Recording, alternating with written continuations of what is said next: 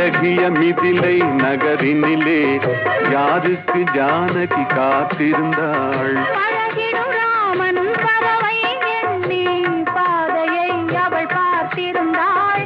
பாதையை அவள் பார்த்திருந்தாள்.